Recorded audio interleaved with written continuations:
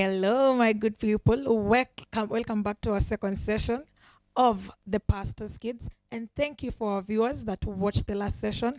Be ready for much more of the sessions about the Pastor's Kids.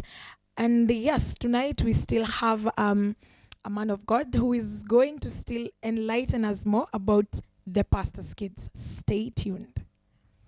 So, welcome, our man of God, Pastor Timothy. So, we thank you for coming to our session. We are very humbled. And today I have a question for you.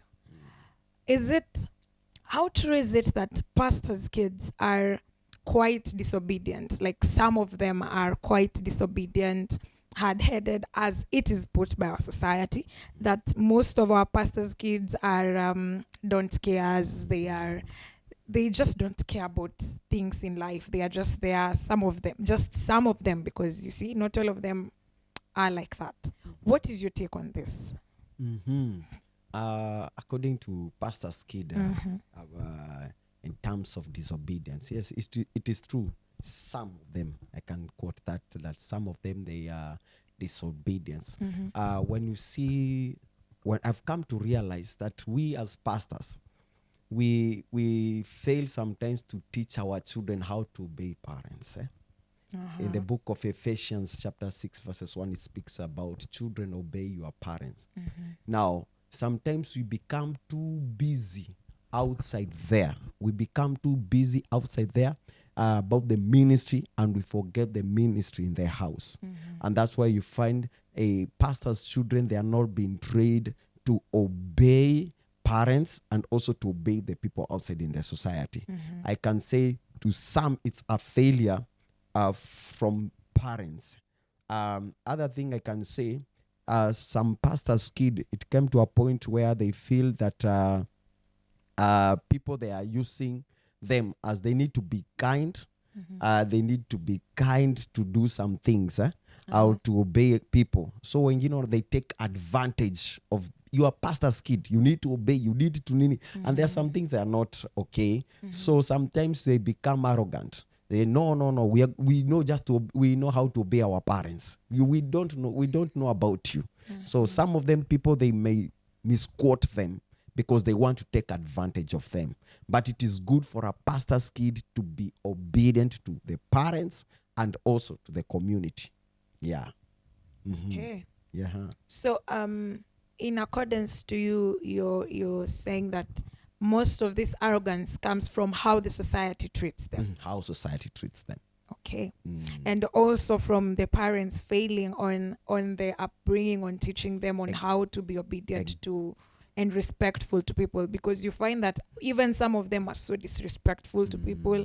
Some of them are the arrogance, like you have said it. You find that some of them they are don't care. They are just they never care about how they speak to people. And another thing, you find that some people, these children, pastor's kid, that time they don't have with their parents, their pastors, the way I've said. And when it comes to Sunday school, maybe they have been brought on Sunday school, they think that mwalimu wa Sunday school kuna vile anatonea because we are pastor's kids. Some of them, I remember even there was a time that we were sneaking out of Sunday school because by the end of the time we are pastor's kid and we know everything. Yeah, they do what? They took like they know everything. They should not be taught because their father is a pastor. Some of them it comes to that point, they think my father is a pastor. What can you tell me? So they come to a point, they do their own things. Yeah. Okay. So also I would like to ask, in accordance to you, do you think that the influence they get from people out here, or rather such kind of things, do you think it is part of what affects them, part of what makes them be disobedient and disrespectful? Because you see, children from the secular world also, or rather some of them are like that because they are not taught these things, because you see, in Christ is where we find such kind of things. Do you think also the influence from the society or from other people is what pushes them to be like this? And also, do you think that the society doing this thing or pressuring, putting on pressure on them, exerting pressure on them, do you think that it is also the reason as to why they grow into being so tough-headed or such kind of things? And do you think the society really wants the best of them by exerting pressure on them? First of all, the influence, the influence they get from the society, pastor's kid, actually it can affect their lives, either positive or negative. It depends, because the others they get positive. Like for example, they are pastor's kid. You can see they are also becoming pastors. They are pastor's kid. You also find they become great musicians. They become intercessors. They become, why? Because of the influence they get from the society. I remember one day I was in Sunday school and we were reciting verses, and I had, when I just step in front and I began to cite my verse, I had someone saying, So, if I could take that thing negative from that day, ningesema from today I'll never recite a verse. Why? Because for something that I've got. There are some people you find is a pastor's kid when you stand in front of people, you'll hear they clap hands. So that child will be encouraged, because she will understand what I'm doing here is something good. So for that thing that have been appreciated, let me also encourage myself. So whatever that this child will get from the society will encourage him to be in the Lord or to be outside the church. Another thing, the question, can you pardon the last question that you have said?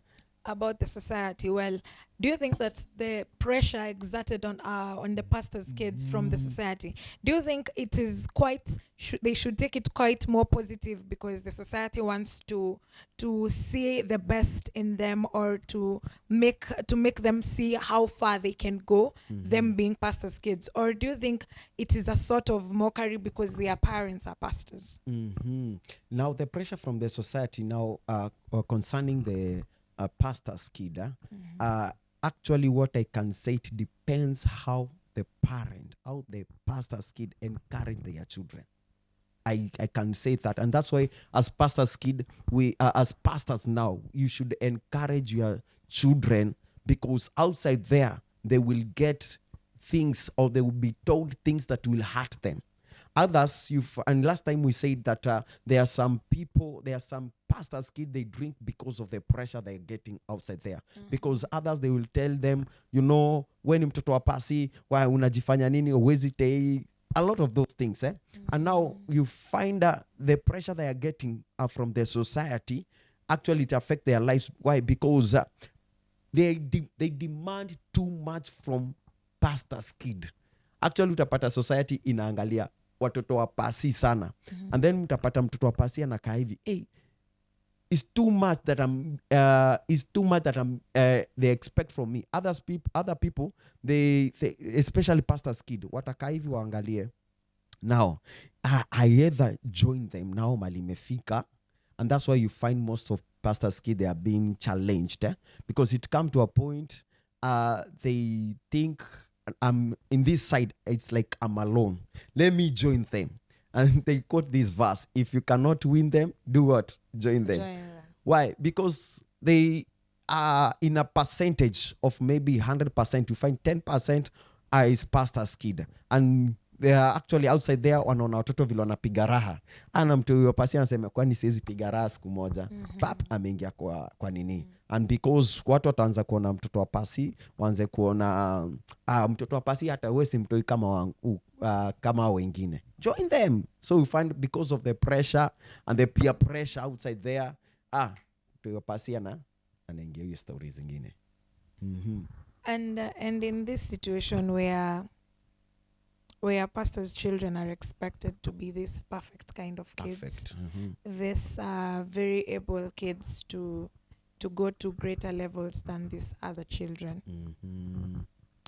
What is your take on how they conduct themselves in the name of they want to be like the rest of the people? What is your take on how they want to relate with these other people? Because you see, in our today's day-to-day life, it is expected of them to be winning souls to the kingdom of God. But instead, you find that they join these people in the name of they want to feel like normal human beings. They want to they put it as tunataka kuishi maisha normal. Unaget? Tunataka kuishi maisha normal. What would be your advice to such kids? Because you see, if our Gen Z, like, I'll take it as a Gen Z thing, you know, I'll take it as a Gen Z thing because Gen Zs do not follow what, as in what words has you entice. You cannot entice Gen Zs with words. You'll have to entice them with actions. Because right now, if you tell a Gen Z that kwa kingdom ya God kuna wealth, they will have to ask you one very simple question. Since you're saying kwa God kuna wealth, what do you have to show to the people? So in accordance to you, what would be your advice or your take on how they relate with the rest of the people who are maybe not saved and all that? Okay. What we need to understand, pastor's kid is not an angel. That is true. Yeah, that it's is not very true. it's not, they are not angels. They are human being like any other human being. They can mistake, they can also do well. They are not perfect. Actually, from the society, we expect that pastors kid, they are perfect people. Very true. Alafu utaona pia, for example, before tuendele, utaona wakiwa shule pastors, mtoto ajulikane ni wa pastor. Hata I remember one day that there is a child alikuwa msichana, alikuwa mtoto wa pastor, and then she was not doing that well in school. Afu you find to a point a teacher is telling that child, you are a pastor's kid and you're not doing well. No, this is still a child like any other child. It's not an angel that have fallen from heaven. There are subjects that she cannot do well. There are subjects they cannot do well, and they need to be encouraged. And that's why you find it come to a point that these people, they feel that they are being isolated. Why? Because they feel the society, they feel they are perfect, and they are not perfect. They need to also to interact with other people. Like I remember one day I was in school, and then there was also this pastor's child, and then there was a certain subject that he was not performing well, and then he went to another child and asked, please, can you assist me? Mtoto mwingine akamuuliza, no, you're pastor's kid, you need to know everything, and then they feel, now if I cannot ask anything, where will I go? And that's, let me tell you, fine, they are pastor's kid, they suffer inside, they cannot express, because they know, they ask themselves, if I go to Atani Beba, They feel the judgmental feeling. Yeah, if I go to this person, how will he take me? So they decide, let me just put that thing in my heart. And pastors kid, most of them, they undergo what we call depression. Actually, they suffer, they just keep quiet. There are some things they cannot share with their parents. Some of them, they fear. Yeah, because they see the parents are like, unajua sometimes see my parents wanachukuanga the holier than thou form. Unaget, sometimes anakuja anakwambia kitu uko like, should you be talking to me about this? As in, and then there are pastors who also, they expect from the children, oh, do you mean pastor? Do you mean pasi? Last time I said, if you're a pastor, when you get into your house, and that's also one thing that we need to train ourselves. Ukiingia kwa nyumba, title yo pasi, acha kwa hiyo gate, acha kwa hiyo tu mlango, ingia kama dad, ingia kama husband, ingia kama father, ingia pale like now another person. Ukiona mtoi kwa nyumba, anaita babake pastor kwa nyumba, there is a problem. And open this discussion, have an open discussion with your children. Ask them concerning life. Ask them, wewe uko na girlfriend? You know, daddy ameniuliza nini? But unaweza mwambia, no, they will know, oh, dad knows this.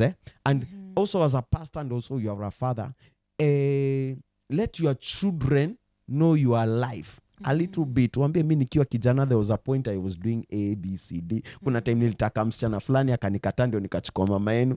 No, so they get to interact. They will open their mind. They will open their mind. By the dad, hata mi kuna kasichana nataka. So hapo dad ndio utajua. No, you will know my child, mali imefika, wewe unafaa kusoma, au mali imefika, wewe unafaa kuoa. I love my dad. I love also my biological father. It came to a point and he asked me, unataka kuoa ukiwa na miaka ngapi? And I was 25 years. Uko na kamsichana. So I opened my mind and I, dad, you know, ABCD. And I opened my mind and I know, whatever I am passing, also my father passed through. So it's better for me to open. And that's why you find the pastor's kid, kuna point atakuwa open. Akiwa open na babake, then kuna vitu ataeka kwa roho yake. There is a time I remember I took my father to a hotel and I discussed him some things. You know, dad, I'm passing A, B, C, D.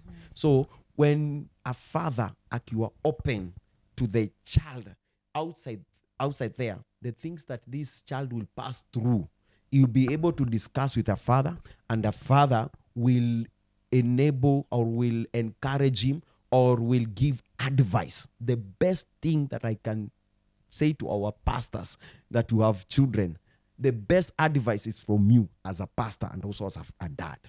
Because outside there they can get negative advices, they can get advices that will not help him or her in his life. So the best advice that I can say, let's pastors give the best advice to your children. So that the things that are going to face on the world, they will be able to conquer them.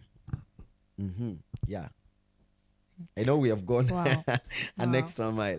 Wow. That was nice. So there's something that came up while you're still talking. There is this thing about you mentioned something to do with musicality, to do with pastoralship, as in the taking over or the carrying the mantle of being a pastor or what, such kind of things. In accordance to you, in accordance to the society we live in, it is said that a pastor's kid should be serving in the church. And they put it as a compulsory thing, forgetting that every person has got their own calling. In accordance to you and how you've grown and how you've seen maybe your siblings and yourself or other pastors' kids, in accordance to you, what do you think about the service of the pastors' kids in church? Actually, it's a good example for when we see pastors' kid serving in the church. Actually, it also encourages the members of the church. And you find other families in the church, they will encourage their children. Can you see pastor, the way he's serving God with his child or her child? Can you see how they are enjoying serving God? Actually, to be a good example to the church when pastors' children, they are serving in the church. Or if it's not the same church that his father is, they are serving somewhere else. My father is a pastor at AIC, and I'm also a pastor in Deliverance Church. But also it encourages other people to see that this pastor so-and-so is also his son is also a pastor in another church. He's not doing the things of this world, but he's also serving God. So what I can say, it's so encouraging, and also it's also encouraging as a pastor to see that you have raised a child that who knows God, that who also follow his steps. No, it's something encouraging to see you raise a child and is following your steps. It really encourages. Also, it come to a point you can also be discouraged as a parent when you see your children, they are not following your steps. Actually, kuna ka stress kanagonganga mzazi. Anasema niko hii church. Now, what about today if I'm not there? I have a wife, but I need to see my child serving God.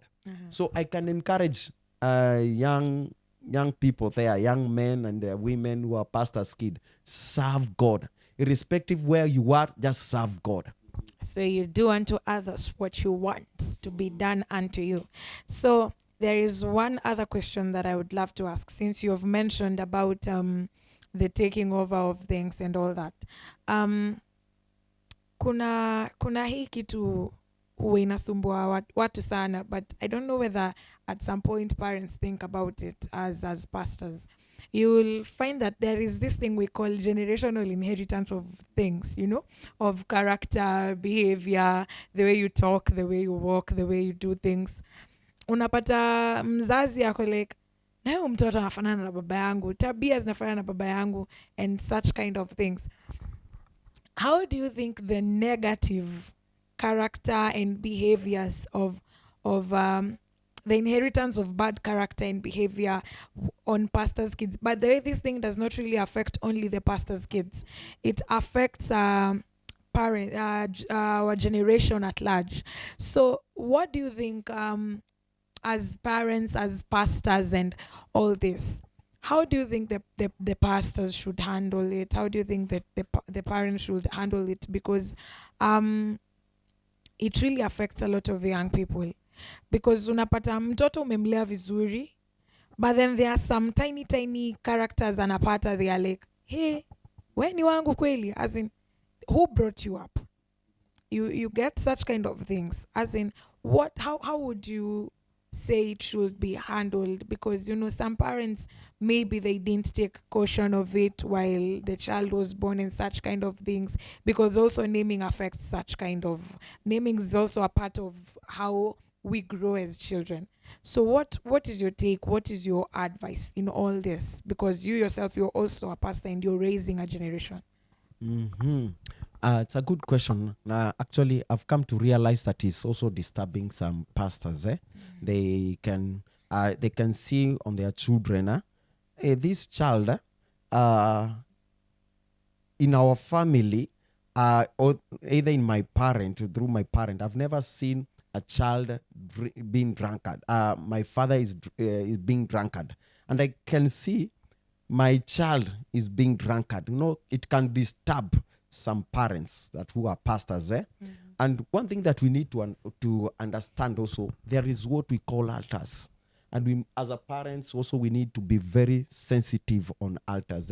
Unaweza pata your great grandfather was a drunkard, but kuna hiyo generation hakuna mtu ali cut off, and hiyo kitu iwe ina skip, na maybe it can land to your family, and then you see some characters through your children, and you start wondering, my parent was not like this, but I can see my child is doing things in a negative way.